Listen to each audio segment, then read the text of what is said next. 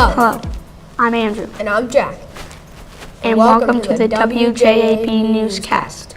Today's newscast will feature Thomas Mac Jones, Andrew review UFOs in Area 51, Amel with hockey, soccer, and football, Owen with how to make money on YouTube, Kaiki with Allen Iverson, Jack with slam ball, and Andrew with hockey. This is really exciting, don't you think so? Andrew? Andrew! Oh, sorry, I was thinking about the last Patriots game. Yeah, that was a good one. Mac Jones is great. Speaking of Mac Jones, here's Thomas with Mac Jones. How do you replace the greatest quarterback of all time? The New England Patriots have been forced to just that. Mac was born in Jacksonville, Florida, and grew up there. He went to the Boldy's High School in Jacksonville. After high school, he went to the University of Alabama, where he won 2 national championships and was nominated for the Heisman Award. Mac Jones was drafted 15th overall in the 2021 NFL Draft. In his rookie year, Mac brought the New England Patriots to the playoffs and lost the first game against the Buffalo Bills. He may not be the next Tom Brady, but I think he's off to a great start. Back to you in the studio. Mac Jones has a bright future. He's not as good as Tom Brady, though. When he's playing, it's like he's playing on another planet. Speaking of other planets, do you think anything's out there? Well, I don't have to tell you because here's Andrew with UFOs at Area 51. Thanks, Andy. Do you believe in alien life forms? Have you ever thought about life on other planets? How much do people on Earth really know about this? Did you know the first UFO sighting occurred in 1947 when a man named Kenneth Arnold said he saw a lot of very fast-moving objects near Mount Rainier? He thought they were moving at speeds of 1,000 miles per hour. They were like rocks skipping across water. In 1948, there was an investigation. The investigators thought they were Soviet aircrafts, but from 1952 to 1969, there were reports of more than 12,000 sightings of UFOs. Did you know that there's a secret military installation at Groom Lake in southern Nevada called Area 51? Many people think they are hiding aliens and other related information. One man said he worked at this place and they were looking at a UFO. Many people claim to see alien activity at Area 51. And now people wonder if this is true. What do you think? Back to the studio. That was great. We should hurry up because I have hockey practice right after this.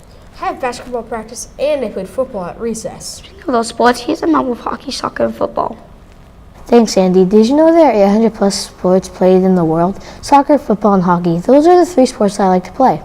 The most popular sport in the U.S. is soccer. This isn't safe because there are 800 plus sports played and they pick soccer. I mean, I'm not complaining. I play it and I love it. Soccer started in the year 1920, the same year as football started. There are 32 teams in the United States. A soccer team can only hold 11 people at the field at once. In soccer, you can only use your feet to move the ball around. You can't let the ball touch any other part of your body unless you're the goalie. The main point is to kick the ball into your team's goal. Soccer does not have as much gear as football, hockey, and football. Next, we have football. Football started in the same year as soccer in 1920. There are 32 teams in the NFL. Also, just like soccer, there are 11 players at the field at once. The main goal is to score a touchdown. Football players also need to wear equipment to help them avoid injuries. Some of the gear includes helmets, shoulder pads, and knee pads.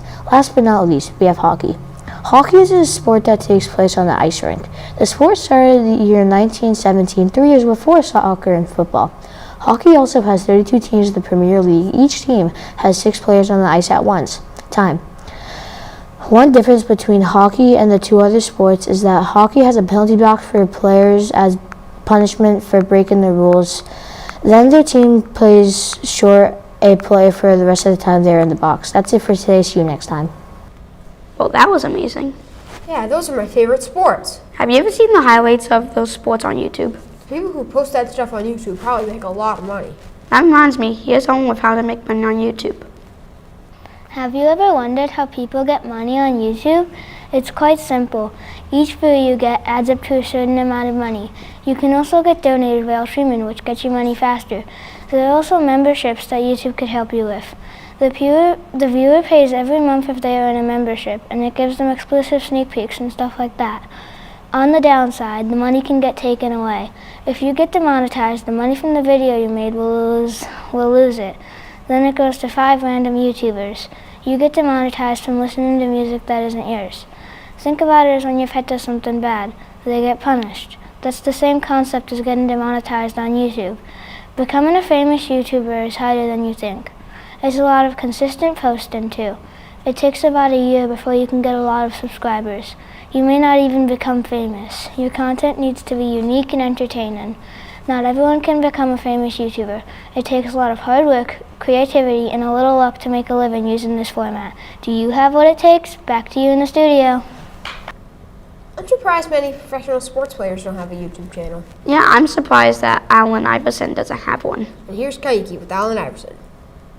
Thanks, Jack. For making defenders fall and getting to the rim with ease, Allen Iverson, also known as the Answer in AI, could easily be one of the best point guards to ever play in the league. Allen Iverson was born on June 7, 1975 in Hampton, Virginia. If you're a basketball fan, the name Michael Jordan probably sounds familiar. Michael Jordan has been referred to as the best player in NBA history. In Allen Iverson's rookie year, he managed to put his killer crossover to use and got past Jordan with ease. Growing up, Iverson had a tough childhood. When he was born, his mother, Ann Iverson, was only 15 years old. Iverson's father, Alan Broughton, was never around when Iverson was growing up. So without his dad around, Iverson and his mother somewhat depended on his grandmother. But soon after his birth, she passed away. The closest thing Iverson had to a father was Michael Freeman, who moved in with the family. He also taught Iverson the game of basketball, but Freeman was constantly in and out of jail after a work-related accident, which caused him to lose his job, so he started distributing illegal drugs. So you could imagine how difficult it must have been for Iverson. Not only was Iverson an elite player in the NBA, but he was also an amazing player in high school. AI attended Bethel High School in Hampton, Virginia. He averaged 26.7 points per game.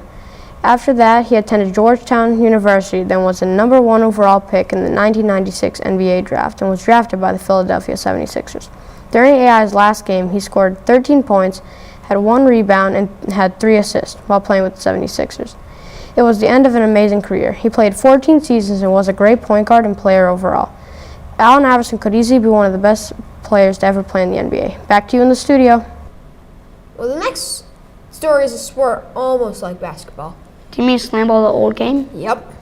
Yes, Jack talking about slam ball. Thanks, Andy.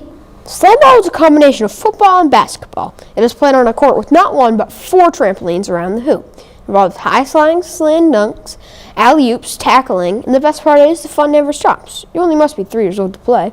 There are 6 teams: the Bouncers, Mob, Diablos, Rumble, Slashers, and Steel.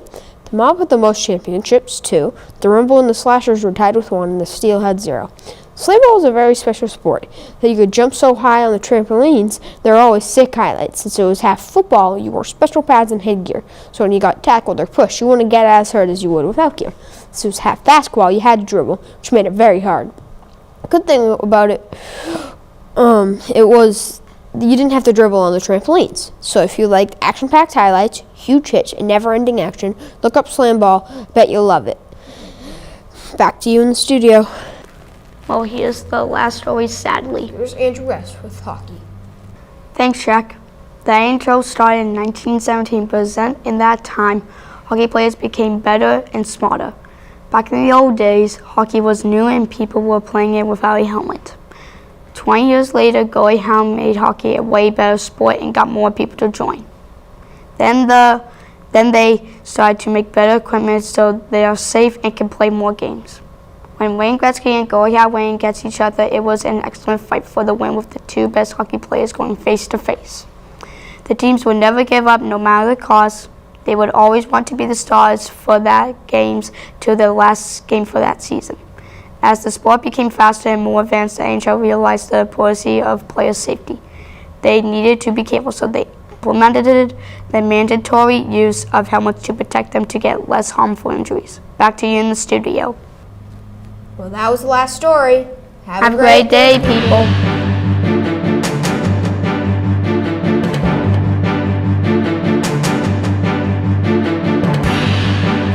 Hi. Welcome to WMTT Sunshine News. I'm Kayla. And I'm Aria. Today's newscast is featuring Abby with basketball, Erin with gymnastics, Kylie with Disney, Trisha with megalodons, Zoe with What is Cheer, Aria with green sea turtles, and Kayla talking about Simone Biles. Wow, I'm super excited. It feels like I'm at a basketball game. Oh, speaking of basketball, let's go to Abby with basketball. Thanks, Zaria. Did you know that basketball was originally played with a soccer ball and a peach basket as a hoop? Wow, basketball's changed a lot. Basketball was invented in 1891. The person who invented basketball was a PE teacher named Jim Naismith in Springfield, Massachusetts. It was invented at the YMCA so kids could play inside during the winter. It became so popular that colleges started basketball leagues. Then professional basketball started on December 1st, 1898. Between the Trenton Nationals and the Hancock Athletic Association in Philadelphia. Did you know that basketball is the second most popular sport in the world? Exciting, isn't it? Also, basketball became an Olympic sport in 1936. Basketball is not an easy sport. You must have endurance, teamwork, and amazing skills. You can see that there's a lot more to basketball than just a court and a ball. Hey, I have a little joke for you. Why can't basketball players travel? Because they're not allowed to. Back to you in the studio. Thanks, Abby. I did not know basketball was invented way back in 1891. Now let's flip over to Aaron with gymnastics. Haha, funny one. One of the world's most popular sports at the Olympics is gymnastics. Athletes from all over the world dream about participating in this elite competition. The first gymnastics Olympics for women started in 1936. There were 64 women competing that day. There are 4 women's gymnastics events today. Those 4 events are beam, floor, bars, and vault. These events require a lot of strength and skill. The last Olympics of gymnastics was hosted in Tokyo, Japan on 7/24/21. Simone Biles took home the bronze medal for beam. The greatest of all time in women's gymnastics is Simone Biles. She currently holds the record for 4 gold, 1 silver, and 2 bronze. The top 3 gymnasts of all time are Simone Biles, Svetlana Krikina, and Gina Gorgon. Gymnastics can be a very dangerous sport. Many injuries can occur. Some athletes quit because of getting injured. All the time, gymnasts get hurt, but most of the time they land safely too. Did you know some gymnasts can make their own floor routine? Almost all floor routines have upbeat music.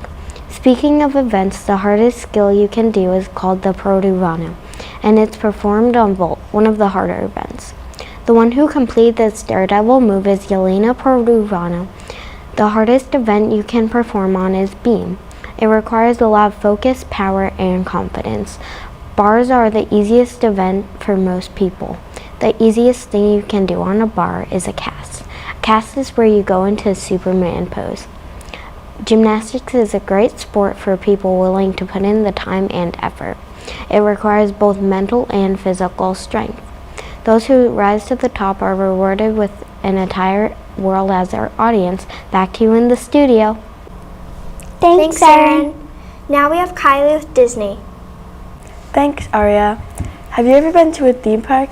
Well, there are many different kinds. 2 of the most popular are Disneyland and Disney World. Disneyland and Disney World have lots of differences and some similarities. One major difference is the sizes.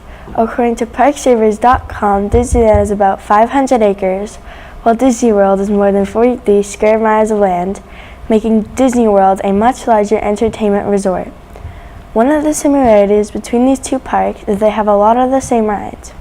Some of the rides that they both have are Space Mountain, Haunted Mansion, Pirates of the Caribbean, and It's a Small World. Though they may seem the same, Disneyland and Disney World owners changed the rides up so that they are not identical. Another major difference between them was location. Walt Disney himself handpicked California for the location of Disneyland. He was drawn to Orange County's open landscape and its proximity to his Disney studios in nearby Burbank. Disneyland is about an hour's drive away from Los Angeles International Airport, while the smaller John Wayne Orange County Airport is the closest to the theme park. Walt Disney bought as much land as he could in Central Florida for Disney World because he wanted a bigger theme park that could expand in size if necessary. The closest airport to the park is the Orlando International Airport. One other difference is the lines. You can expect crowds at both Disneyland and Disney World. Disney World gets more visitors and Disneyland is smaller, making them both congested. Disney World, due to its size and number of parks, takes more time to explore than Disneyland. You can take a whole week to explore Disney World, but you can see most of the Disneyland Resort in about 3 days. As you can guess, dining is a much bigger deal at Disney World, with many more hotels and in-park choices. For the time being, you can make Disney World dining reservations up to 60 days in advance. But normally, you want to book your Disney World dining reservations 180 days in advance. Although they are different, both parks bring the magical feeling that only the Disney company can deliver. Both are great destinations for family vacations. Back to you in the studio. Whoa, that makes us dizzy with excitement. I need to cool off from listening to all those rides. Now let's head to Trisha with Megalodons. Thanks, Kayla. The Megalodon, in my opinion, is the best shark that ever existed. The amazing Megalodon went extinct about 3.6 million years ago. This shark did not live at the same time as humans. Some early humans might have been around, but humans did not evolve till much later. The Megalodon weighs 50 to 75 tons. The only other marine animal to outweigh the Megalodon is the blue whale. This beautiful creature has a lifespan of 20 to 40 years. The size of the Megalodon is 40 to 60 feet long, stretching as long as a boxcar. Also, another name for the Megalodon is Megatooth. This shark is a carnivore and needs to eat 2,500 pounds of food a day. For so many years, sharks have roamed our oceans. The Megalodon's mouth was so big it could swallow 2 adults standing next to each other. The Megalodon had teeth as big as bananas. Isn't that cool? The Megalodon lost thousands of teeth over a lifetime. The Megalodon most likely spent most of their time close to shore. Some people think that the Megalodon couldn't adapt to the changes in the environment like people could. This could be one of the many reasons they became extinct. Before I go, I have a fantastic joke for you. Did you hear of the all-star shark athlete? He led his team to the state championships. Back to you in the studio. Wow, they can live up to 20 to 40 years? Now we're almost done. Let's cheer on Zoe and her story about cheer. Thanks, ladies. Did you know that 90% of today's cheerleaders are female, but in college, 50% are male? Did you know that the first cheer ever was rah, rah, rah, tiger, tiger, tiger, sis, sis, sis, boom, boom, boom, ah, Princeton, Princeton, Princeton? Weird, right? Did you know that the National Cheerleading Association, NCA, had 52 girls in a dance? Like, what? If I was a coach, I would never have 52 girls on my team. That would be way too many for me. Cheerleading started in 1884 at Princeton University. The boy who created cheerleading was Johnny Campbell. He created the first cheerleading squad when the football team was losing, so he grabbed a lot of people and started cheering. Cheerleading is an activity that uses routines that the coaches cheer the cheerleaders. Some of them include tumbling, stunts, and jumps. Tumbling is one of the first things that you need to learn in cheerleading. A roll, cartwheel, and a round-off are some of the basic tumbling skills. You must do tumbling in a routine. Tumbling is one of the hardest things you need to learn because you have to do back tucks and back flips too. Both are really difficult. Jumps are a type of trick that cheerleaders do. There are many different types of jumps in cheerleading. Toe touch impacts are my favorite. A toe touch is when you jump with your legs straight in a straddle. But even though this is called a toe touch, you do not touch your toes. This is the most common jump. Moving on, a pike is when you jump with your legs together and out straight in front of you. Your arms are in a candlestick motion. This is the most difficult jump. Stunting is when you hold someone in the air. You need 4 people in your stunt. You need 2 bases that hold their feet, 1 back spot that holds the back and their ankles, and 1 front spot that holds the front of them. You don't always need a front spot, but it helps. Some stunting can be very dangerous. As you see, cheerleading can be a fun but difficult sport. That's all for today. Back to you in the studio. It's a good thing we cheered you on. That was amazing. Next up is Aria with green sea turtles. Thanks, Kayla. Did you know sea turtles spend most of their life underwater? They can spend just about 5 hours until coming up for a big breath of air. Sea turtles are also known to spend time laying in the sun. Sea turtles love to eat. Their diet is mostly seaweed and seagrass. Scientists say that eating the green foods give them the color and is why some are called green sea turtles. The shell is usually brown or olive green and is covered with scales. Female sea turtles live on the beach and will choose the same nesting spot that they were born in. A female will dig a nest with her flippers and lay a clutch of about 115 eggs. Turtles are on the endangered list. Humans can do their part to help save these cool animals. Here are a couple of tips so you can get off that list and live a happy life like us. Bring the bag to the beach and put your trash in there so it does not go into the ocean. When fishing, be careful of the net. Turtles can swim up to it and get stuck, which can kill them. Please do these 2 things and turtles can stay on Earth for a long time. Remember, turtles can't save themselves, only we can. I love sea turtles and I hope you do too. Back to you in the studio. From now on, I'll bring a plastic bag to the beach to put trash in. Now last but not least, let's straddle jump to Kayla talking about Simone Biles. Did you know that Simone Biles started gymnastics at 6 years old? She may have started at a young age, but it took her many years of practice and perseverance to become the gold medal gymnast we all know today. Simone was born in Columbus, Ohio on March 14, 1997. Simone Biles was a natural gymnast. She started to flip, jump, and even do a cartwheel at that young age. Simone Biles is 21 and still doing gymnastics. One of Simone Biles' worst fear was when she was doing her double back twist on vault and lost spatial awareness in midair. During a recent competition, she walked off the runway after her first fall. Simone is still doing gymnastics, but might not compete doing big flips or vault again. That was a sad day for Simone Biles. Gymnastics can be hard, but Simone Biles did not stop. She tried her hardest on everything she did and became an amazing gymnast whose dream had come true to go to the Olympics. She said, "Never doubt strength." And that was the story of Simone Biles. Do you think she will compete in the 3rd Olympic Games? Only time will tell. Back to you in the studio. I want more facts about Simone Biles. I'll look it up later. That's it for our newscast. Thanks for watching WMTT Sunshine News.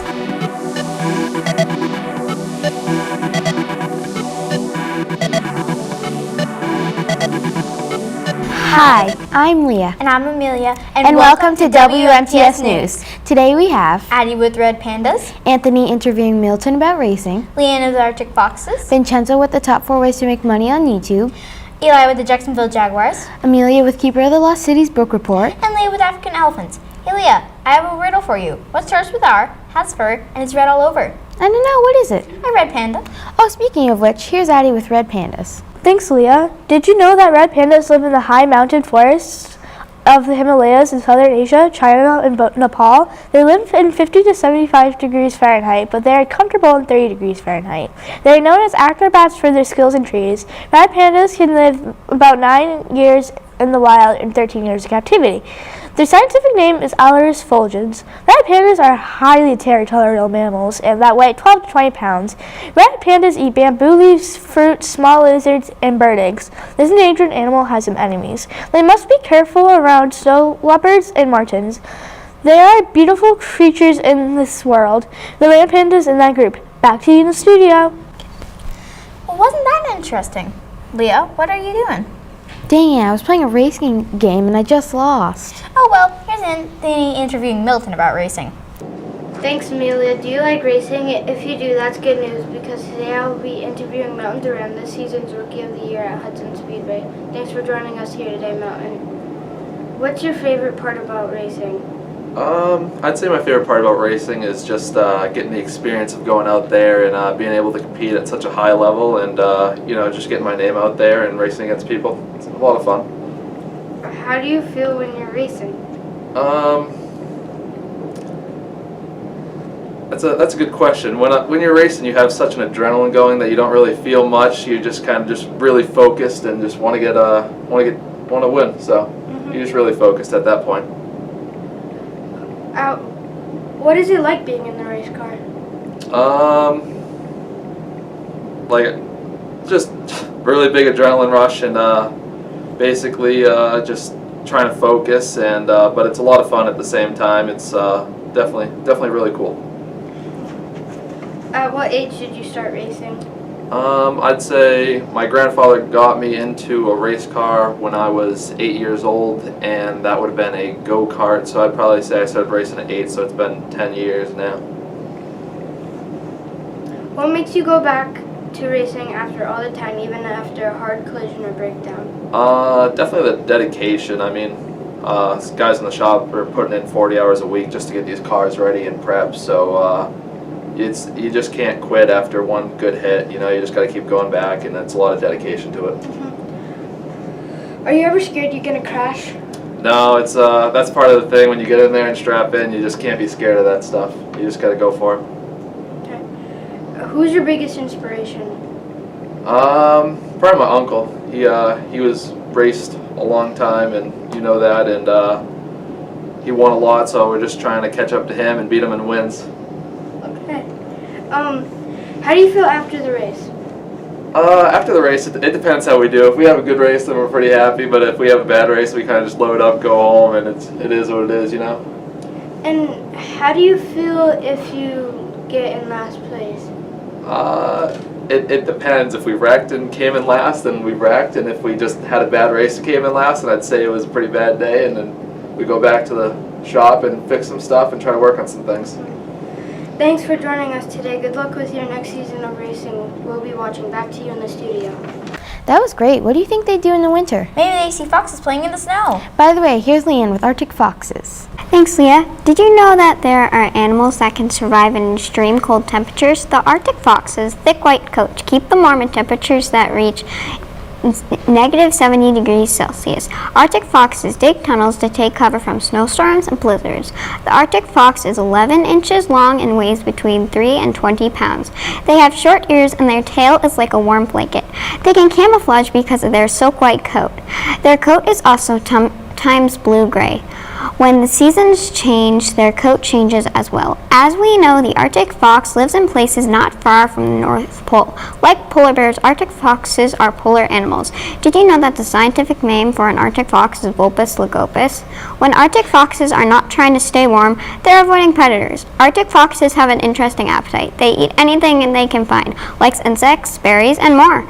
An Arctic fox will follow a polar bear to go hunting, and they will eat the leftovers. It is amazing to see how animals can adapt to extreme environments. Back to you in the studio. Wow, Arctic foxes are so cool. I'm going to watch a video of them on YouTube. Here's Vincenzo with the top 4 ways to make money on YouTube. Thanks, Amelia. YouTubers big and small make money, but how? The first way to make money on YouTube is through subscribers or viewers. Google says popular YouTubers get around $100,000 with 10 million subscribers, but it's not that accurate because of views. Speaking of views, some YouTubers get 1 million a month, like MrBeast, just for his main channel. Another way to make money is through ads. You must hate them, right? Well, YouTuber probably likes the ads because of the money they can get, but if you skip them before the time's up, they get nothing. Now I'm noticing that you can't always skip. YouTube might change it, but for now, the YouTuber might get money more often. The third best way to make money on YouTube is through merch.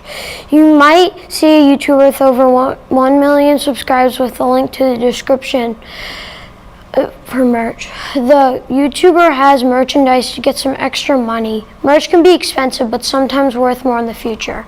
Some YouTubers are sponsored. You might ask, what's the point of a sponsor? Well, a sponsor gives you money to be on the video.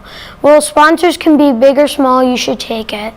It's most of all good for a YouTuber with 100,000 subscribers. Whatever size YouTuber you are, you have a chance to earn some money. But the harder you work and the more creative your content, the bigger your paycheck will be. Back to you in the studio. Aww. Wow, I think I'm going to start my own YouTube channel now. Bzz.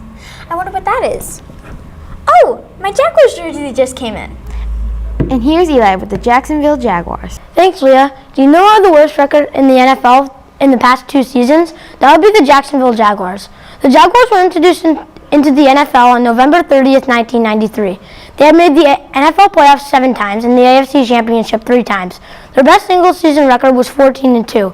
They are one of the 4 teams that have not been in a Super Bowl or won a Super Bowl.